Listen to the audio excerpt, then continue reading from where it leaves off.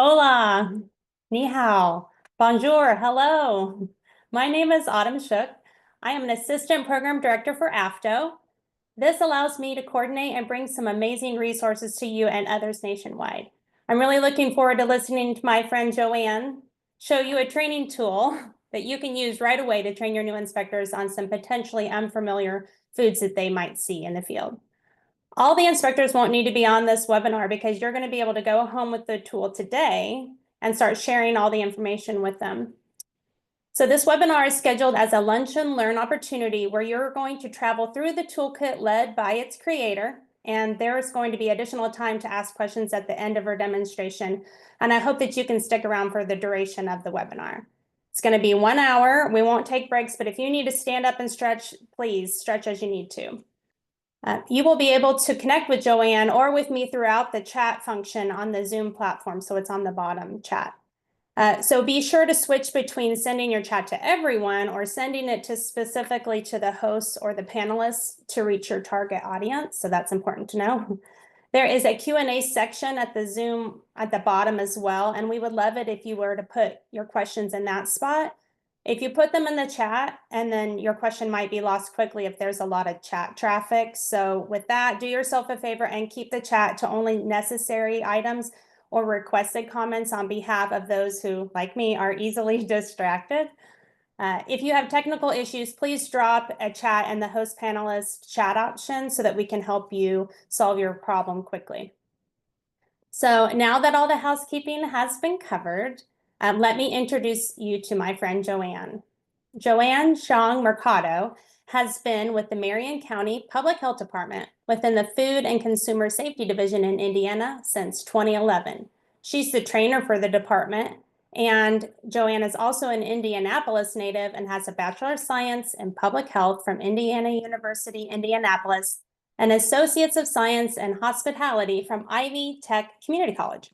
She's a past president of the Indiana Environmental Health Association, a fellow from the International Food Protection Training Institute, and currently in NEHA's Environmental Health Leadership Academy program, and is a CFP volunteer committee for food safety culture. She has presented this ethnic food safety training toolkit at AFTO and NEHA and several state affiliate meetings. Joanne lives in Indianapolis with her husband Ryan and 3 kids, 5, 4, and 2 years of age. In her free time, which I'm not really sure how she has any of that, she likes to try different foods and playing live trivia.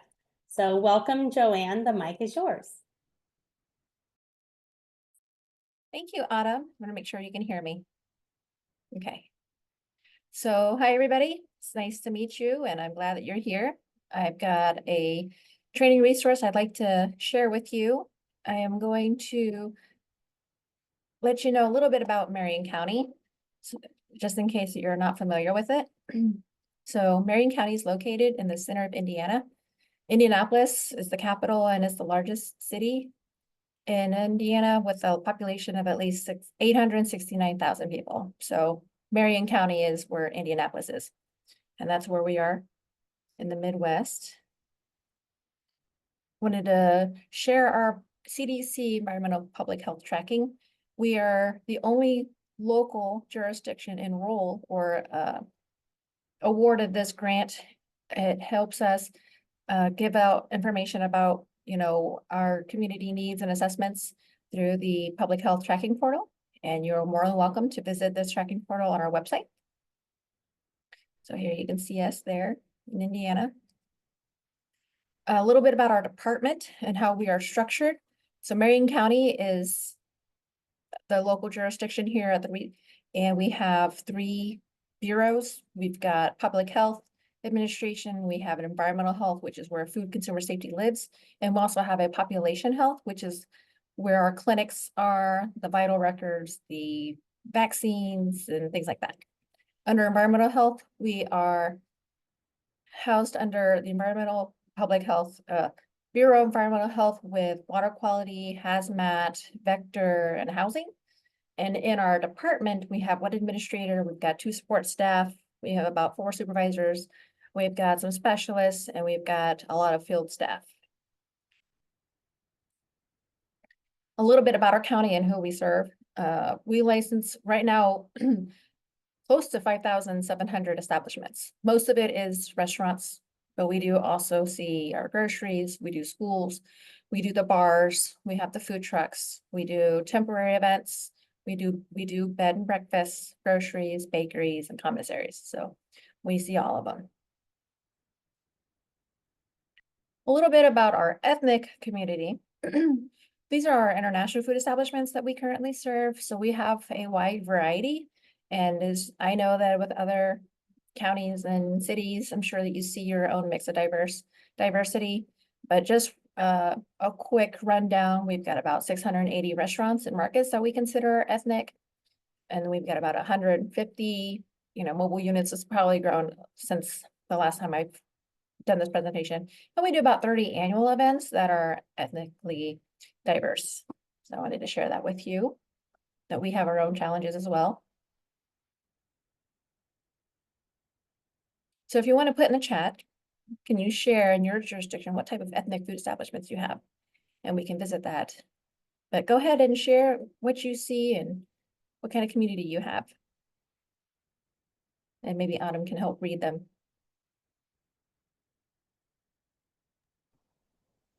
For sure, we have Korean, Mexican, Nepali, African, Somalian, Indian, Japanese. Oh my gosh, it's going too fast for me to even say. A lot of, duplicates, of course, but Moroccan, Thai, you name it, it's on here. Okay. Ethiopian, Filipino. Okay.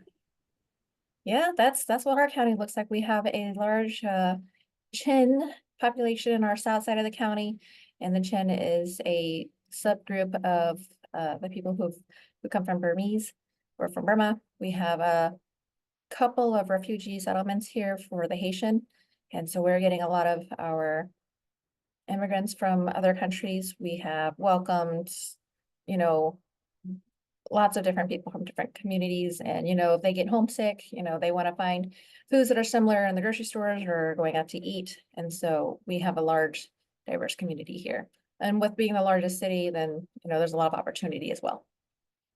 Okay, so that's just a little bit about Marion County and who we serve. I'm going to jump into the actual toolkit, and this is what my staff sees. So benefits of this toolkit. There's challenges when we're doing these inspections, routines, or complaints at different foods or cultures that we're not really familiar with. And so, I recognize that there was a gap when we were doing training with our new staff.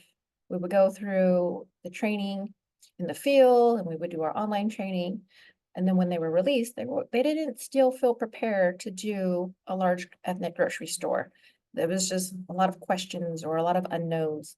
And so our training for that to prepare them was taking a field trip to the grocery store. We have a really large international grocery store that, has different aisles of different countries. And we'd walk up and down them looking at different products. They even have a couple of, departments, like a halal department, a seafood department, and like a bakery. But they were offering more than just different types of foods that you normally see in an American style grocery. And so that was about it. And that's what we had. And so it felt like we really needed something a little bit more, to offer and have them be more prepared so that their confidence was high. They're asking the right questions. They are not being taught in the field by the owner operator, who may not always have food safety in the mind as the focal point. And so the benefits of using it is that I'm introducing different types of foods to you in the office. That way, it's at your own pace. You can do your own research if you want to go down a rabbit hole, but that way you can see what different types of foods are out there so that you're a bit more prepared. There's lots of visual aids. So I recognize that we have different learners in our office, and I'm sure that you have different learners in your offices as well. So there's going to be pictures and there are videos. This is a EHS self-study. So there isn't any sort of timeline, and it's not just open for new people. This is for everybody. So if you need a refresher, you're more than welcome to go back in here and revisit, or we can always add more information. And that way, if you know that you're going to be going to do, like, let's say a Jamaican establishment, you can, open this up on your desktop in the office and spend some time, and that way you are refreshed and that you're prepared. The information sharing here is broad. So when you're in training, it's really hard to remember all the information I need to share with our new people. One, mostly because of the time that you show up, you're going to see what you see when you show up. And so what I needed them to know may not always present itself. And so then I forget. So the information sharing here is to be able to capture everything that we already know into this PowerPoint. So that way I don't forget anything. And then when they open this, they can be like, oh yeah, I remember reading that, or I remember seeing that. It's not new. It's new to the EHS, but it's not new information and someone else has already seen it. And so that way they can't say that, oh, well, no one's ever told me that. Well, now you're prepared. And then the other important thing is to have examples of field documentation, what it should actually look like and what the information should actually have. Because you may be asking for an SOP, and this is you're out in the field, newly released, asking for this, and they show you something and you accept it because, there's information missing and you weren't aware. And so that way I am giving you the exposure here in the office. You can ask more questions. You can ask the inspector who was there last, on top of being prepared, looking at their last routine and things like that, doing a menu review, you're prepared. And that way you can ask the right questions off the bat. I'm going to show you how to use this. So I've organized it where each cuisine has its own slide with different types of foods. And then each of those foods are hyperlinked to another connecting slide. And then I have a table of contents that are also connected. So that way it's not a traditional PowerPoint where you just transition to the next slide, If I come to the office and I have made my day and I have plans to go to this and this, then I can just open it up and look for it specifically, and I just click on that link versus having to go through all the slides to find what I'm looking for. The food pictures, the visual aids that are in here are linked to actual YouTube videos. So when you click on it, it'll take you to a video. And the videos that I picked, I watched all of them and I picked the ones that I thought would give you everything that you needed to know. Very quick, but down and dirty. No, nothing is anything long. I have videos that are less than 7 minutes. Some of them maybe like 30 seconds. It just tells you what you need to know, again, to help prepare you. The other thing that's really important, being culturally sensitive, is the pronunciation of the word. So when you're out doing an inspection and you're saying something or you're asking them what it is, you are also saying the same thing. You're not being offensive, you're taking interest in their culture, and that way you're saying the same thing. Because if you said it wrong, then you already have the miscommunication and they don't know what it is that you're talking about. And then lastly, but not least, I have articles that are related to any sort of culture of food safety. And so those are also linked. So if you really need more information and want to, again, take another deep dive, those are also built in. The other nice thing about this is that this is always growing. So you can definitely take this, and I welcome you to, and kind of really customize it to your own district, to your own jurisdiction. Okay. I'm going to share with you another resource that you may not be familiar with.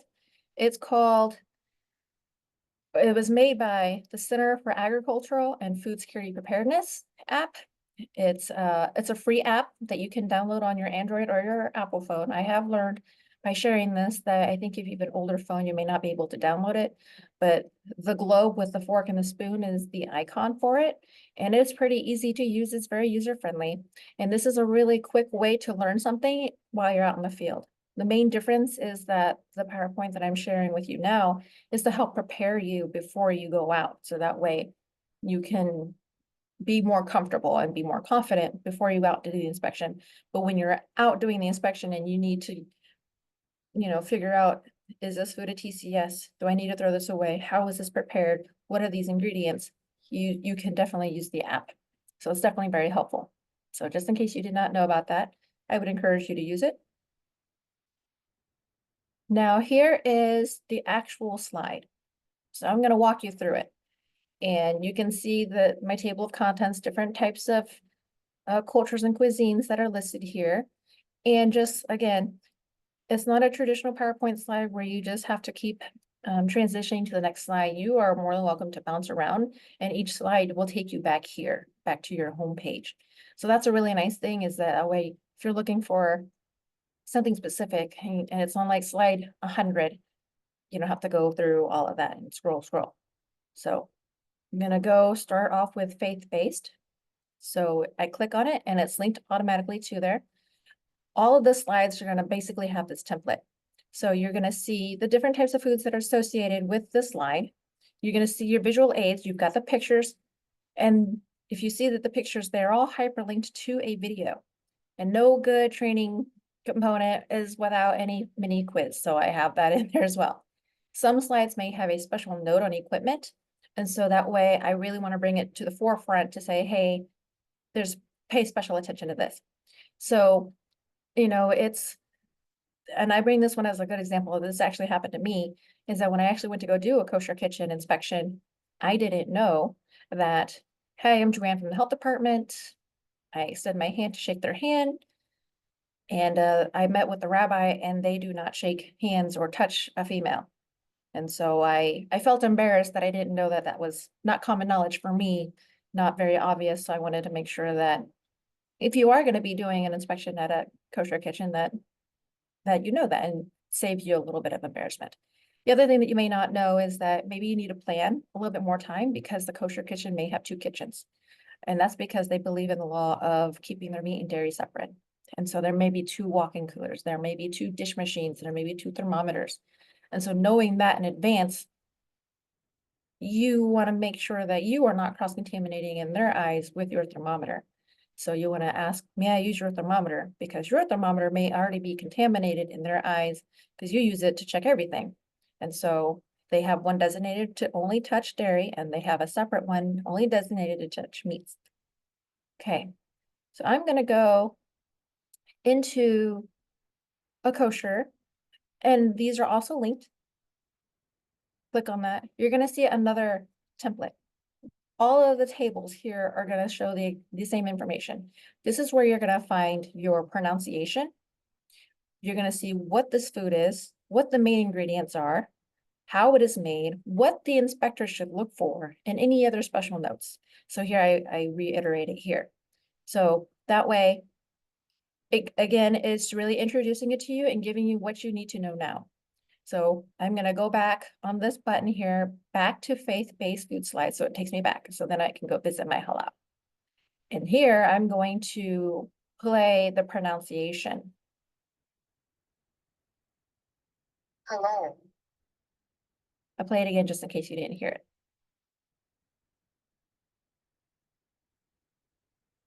Hello. Okay. So here you can see that we looked at the kosher one. This is your halal table. So here, if you didn't know what it was or didn't know how to say it, then this is what gives you a little really quick information about what you need to know about it. Okay. And then I'm going to show you the mini quiz. And they're just like maybe one or two questions. Eating lobster and pulled pork is considered kosher. False. No, you're not kosher. So you're typically not going to see those in the establishments, grocery or a restaurant that serves this type of food. Okay. And that's it. So now, like a regular, it does transition to the next slide, but here I can click on the table of contents and it takes me right back. So I'm just gonna pick Korean. It has the same thing. There's pictures that are hyperlinked to the videos. There's two items there, and then I can jump back. So I wanted to go to Chinese really quick. If you notice, it's not everything that's all encompassing. I really just picked foods that are high volume, things that you're normally gonna see. But don't feel like this is all that I'm ever going to see. Again, we can always add to this, and that way, more familiarity, more confidence, more comfortableness to be able to asking the right kinds of questions to figure out, is this food safe or not? So I'm going to go back to the table of contents. All right. So I'm going to show you some of the other fun stuff. I'm going to go back to the faith-based one, and I'm going to show you the video. And the thing about the videos that I picked is that they're not always food safety focused. These are videos that were homemade, but again, the point of it is just to give you what you need to know. And so you're gonna see what you're gonna see violations. These are homemade. Some of them may be nicely produced by a big company, but mostly it's just really to show you what you need to know. So I'm gonna go ahead and have this video played so that you can see, for example. Meat is meat that's been killed in a certain way, had a prayer said over it. Usually the blood is drained. It's for people who are Muslim to eat. It's part of their religion. Yeah.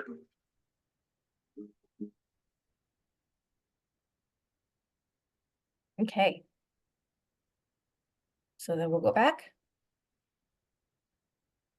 I'm gonna visit the Vietnamese, just that way you can see a little bit what's on here. Oh, I think there was mention of Vietnamese in their jurisdictions. We definitely have some Vietnamese grocery stores and restaurants here. So again, just picking things that are commonly found. Can definitely include a lot more here. I'm gonna pick boba tea. So here I see this. It's a tea made with tea, milk, sugar. But the thing that I really want to pay attention here is the actual boba, the tapioca pearls. And so if you're not familiar with it, it's definitely like a really trendy food. And so it is a TCS food. And so it has to be cold held or hot held, but normally it's commonly room temperature. And so you'd want to implement or have time as public health control in place. So little things like that. I'm gonna go back. And another fun little video. I'm gonna show you the balut run real quick. This one is probably the shortest video. And when selecting these videos, I try not to pick anything that was gross or anything that would be offensive. But just keep that in mind again, that these were homemade. So I'm gonna go ahead And Joanne, just so you Yes. know that several people were not able to see the video. So if you're having trouble seeing the video, it might pop up in another tab or another screen if you only have one screen. So just be aware that it might not pop up on the one that's currently that you're viewing. So Thank you. mhm.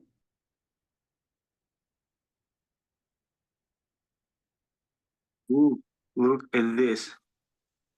Oh my God. Look at that.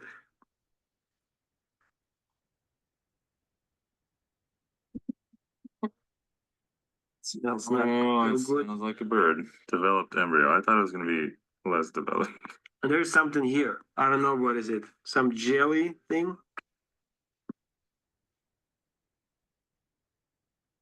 Okay.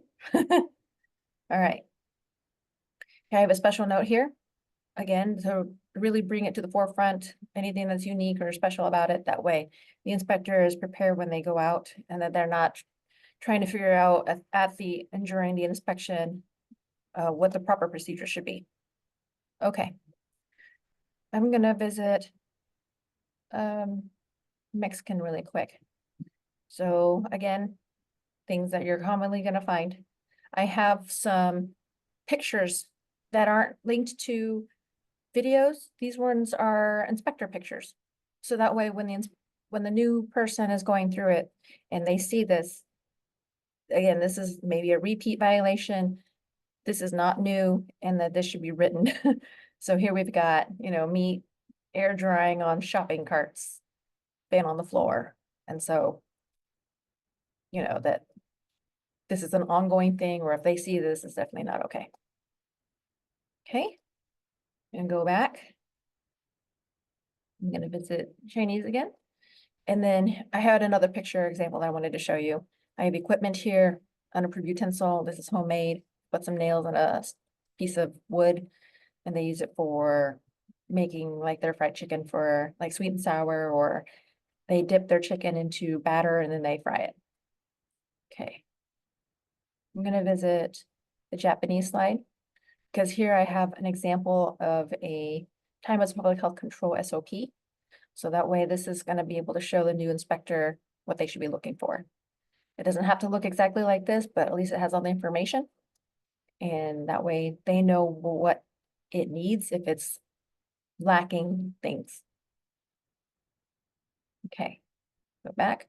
You can see on this slide, I've got your menu items here and then any additional, because we do have a lot of places that want to make things in-house versus buying things commercial. And so then I've got some extra, research videos that may be of interest. And you get to learn things for yourself, not, if you were interested. Okay. So we'll go to African. There are, in addition to the additional videos of how to make things in-house, what's normal. So how to cook it and how to eat it. I don't think that we really have time to watch this video here, but when you download the PowerPoint, then you can definitely watch it. Here's a special note. It's illegal to sell bushmeat. And the resource here is CDC bushmeat here. Okay. I'll go to the additional resources. So if you needed more information, these are peer reviewed. These are, I used AFDO on here, issues and concerns with imported foods that's related to cultural foods. I've got, the app here to help walk you through it. I've got a food inspector's guide to ethnic foods in Michigan. And then if you really wanted to go deep dive on that on different recipes, I have the FDA Oral Cultural Learner. So again, sharing resources that you may not have known that existed. I'm gonna go back. Okay. Oops, this one. Okay. So my next steps, what are the goals for this toolkit? Is that you could totally take this. Oh. Autumn? Yes, what's going on? I thought Can that you was. hear me? Nope, you're good to Okay. go. So the next steps, I want to definitely keep this growing. I want to definitely add more cultures and different, countries in here, different, expanding on the menu, including more examples. For example, we have a growing Haitian community here. And maybe we can find some food safety focused videos actually for the inspector versus the ones that are homemade or the commercial ones. I would like to, share this with you long-term. Anybody who's using it and adding their own. So if they have a large German community and then they add in their own slide, I would like to have a copy of that and then I could make, the big one, the one that has everything. And so that way we can just keep sharing and adding to it. And there is a bit more consistency. Let's see. Go over here. Oops, I forgot. That's basically what my inspectors see when I'm doing training. And I welcome any questions. I have been watching the chat and a lot of the questions are, can we see the video of this? Where can we find the toolkit? And so we'll cover all of that. It'll be on the YouTube channel.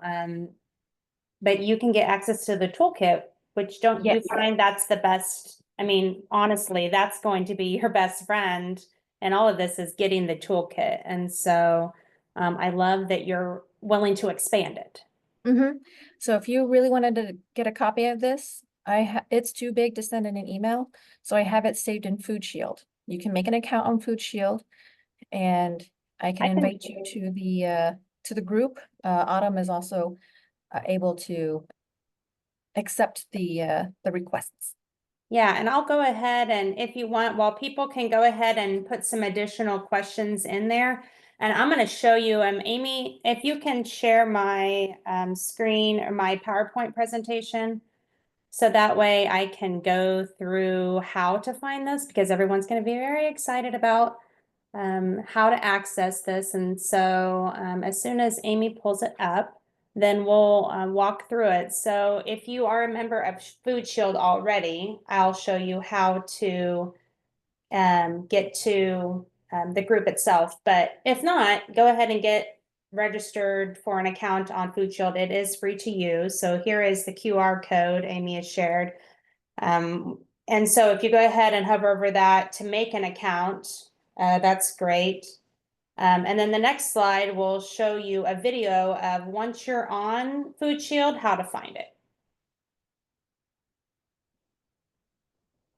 In order to find the toolkit on Food Shield, this is the sign on for Food Shield.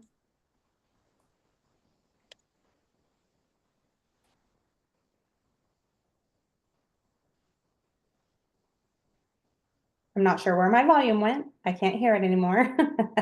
And if you don't have an account, make sure that you create it as mentioned previously.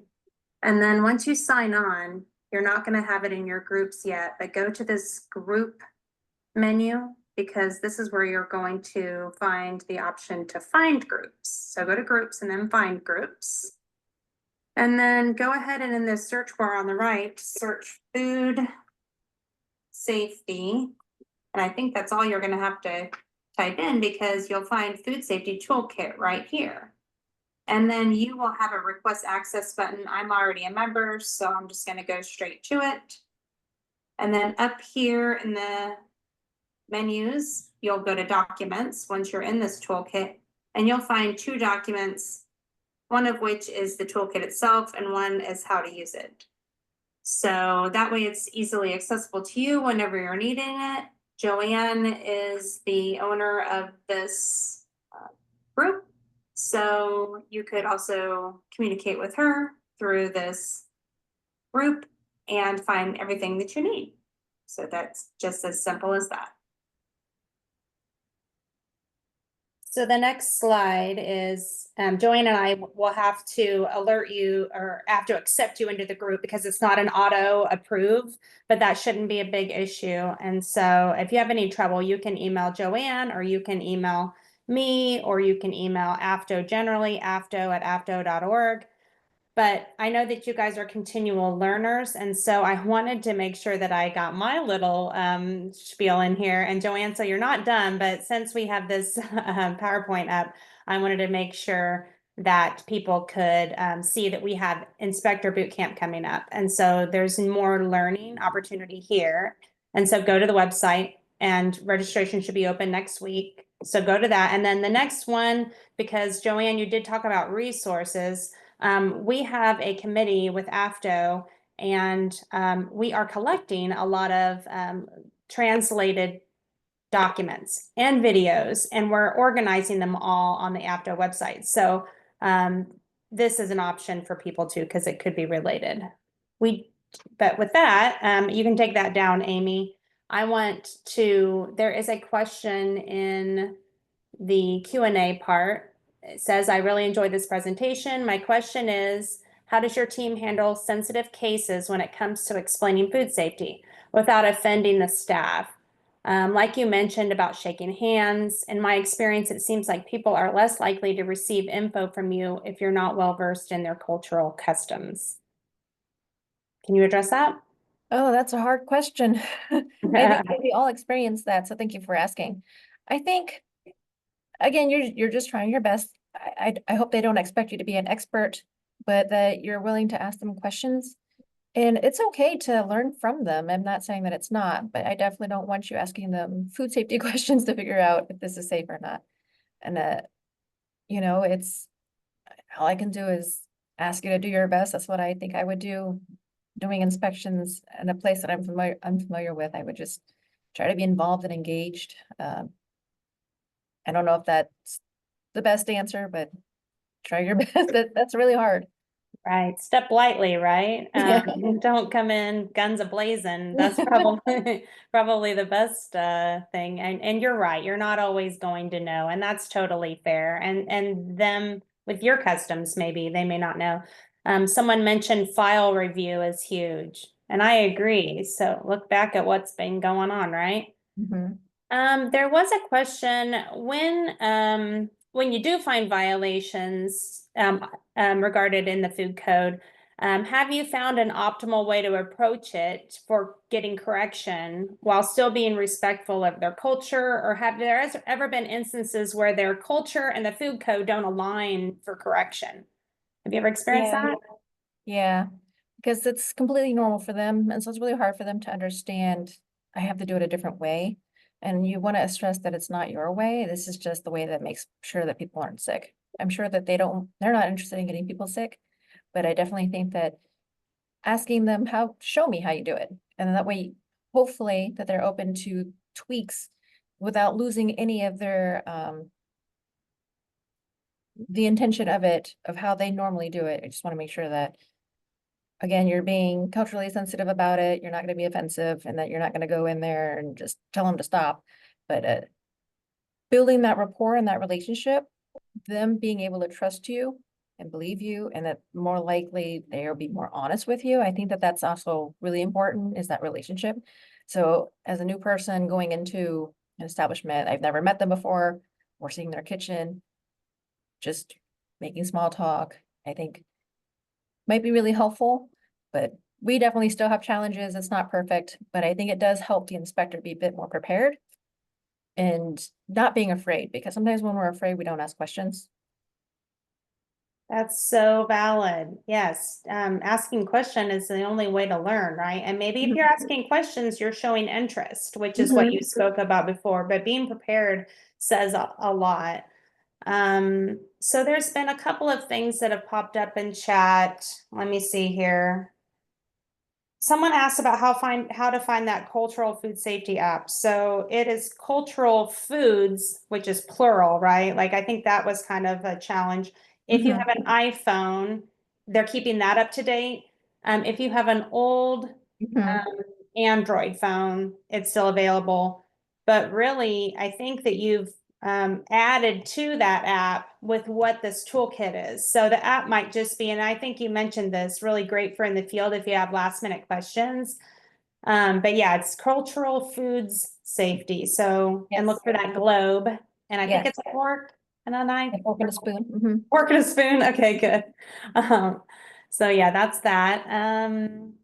There's been some questions about not getting information to sign in for this session. So I'm not really sure what that means, but if you're wanting the toolkit, go ahead and you can drop I guess you could even put your email in the chat and we can add you in, I think. I'm not even sure. Isn't that terrible? All of a sudden I'm doubting myself. You can put your email in the chat and then we can send you an invite if that makes it a little bit easier. You can send the email to Afto or to Autumn or to me. Yeah, or you can Try to just get get into you- your Food Shield Sure. account and type in food safety toolkit or food safety and it comes right up. Oh, people are gonna drop all their emails in there. Oh, goody, goody. This is gonna be great. I'm happy that people find value in it, so. Yes, oh, for sure. I'm not sure if we haven't answered this. As a female inspector, is there anything you would do differently and my chat keeps shifting on me, that have different views on women? Is there anything to do? I don't think that's really covered, but maybe you covered a little bit of it. I don't know. I don't know if there's a good answer for that, because you do have some cultures where it is male dominated, and that whatever I say, it's Right. may bring in a supporting inspector, Yes, that's good. I've done that in the past myself, brought in someone of another gender just for assistance. So that's good. We have lots and lots of emails. It's really great. Today it was 260 some at the top that I saw anyway. So I hope that a lot of people get a lot of great use out of this, but spread the word, right? Because this is an ever changing, and honestly, the order of this has gone a little wacky, so I'm out of order. But what I wanted to do was thank you, Joanne, for all of your hard work on this toolkit creation. Well, I really appreciate you inviting me to share and keep sharing. Right. I think just the offer to continually expanding it is really unique, right? Because sometimes you find things that are created and then they get old. And so it's like, well, wait, we're still using that. It's still very valuable. So I really personally love that you're willing to work with everyone. And there's so many inspectors in the field needing this and will continue to need it. And it'll continue to expand just because of the way the world is and the way the food is. So I want to thank everyone for attending today. If there's more, I don't think there's any more questions, just lots and lots of emails, which I love seeing all the variety in this. Oh, question for anyone in attendance. Do you have any resources? Oh my goodness. Okay, so Alan Gill, we have a ton of resources on the AFTO website, afto.org/resources. You go to language translation and you're going to find over 50 languages. You're going to have signage, you're going to have fact sheets, you're going to have video. So please go there. And we'll get these invites sent to you all, and we'll get a follow-up email that also sends the recording to the link. We'll send the invite to Food Shield group. I mean, all that information should be there. Oh my goodness. I don't want to miss anyone's questions, but at this point, It keeps rolling. I know. I'm Oh. happy that you guys are excited. This is, Yeah, it's a challenge for all of us. yes, for And sure. I really empower you to download a copy and add to it. And I would like, someday to really just take everything that out to anywhere and just make a really big one. Yes, it's going to continue to grow and get better. Thank you for everyone for your time. I know that, time is very valuable, and I hope that this was well spent with us. I know that we enjoyed sharing it with you. We just want to help out inspectors in the field, don't we, Joanne? Yeah. Awesome. Well, thanks again, everyone. Join me in boot camp. I don't know what else to say. Have a great weekend. Yes. Have a good weekend. Thanks, everyone. Oh, I do see a question from Shauna. Hi, Shauna. Okay. She asked about timestamp. How do I know when it gets updated? Which is a good question because I've gotten asked that. Putting this together took a lot of time, and so it's hard to keep this updated and to add different things. It would be a good idea to have a timestamp on this. That way you know how current it is, what changes have been made to it. So hopefully whenever I can find time, I can update it and maybe add more instructions. So if you're unfamiliar with using PowerPoint or how to make the links and the buttons on there, that's also in the Food Shield. So it's in a Word document. That way it guides you how to do it yourself. So Yes, yeah, I, and I went through that so fast on that little PowerPoint, but there's 2 documents within the Food Shield group that has the how-to and then the toolkit itself. So Mhm. yeah, you definitely need to. And anytime you're updating it, you're putting it in that Food Shield group. So that's where you're gonna Yes. have the most Yes. updated one, at least in terms of what you've done. Now, if anyone else had added to it and they never shared it with you, then it wouldn't be included. But yeah, Right. but they can communicate with you through the Food Shield group Yes. as well. So it's Yes. it's a central location. So I would highly encourage getting the Food Shield group added in. So, and Mhm. we've got a lot of work to do with all of these emails. So Okay. awesome. Thank you, Joanne. Thank you, Thank you, everyone. Autumn. Have a good one. Bye, guys.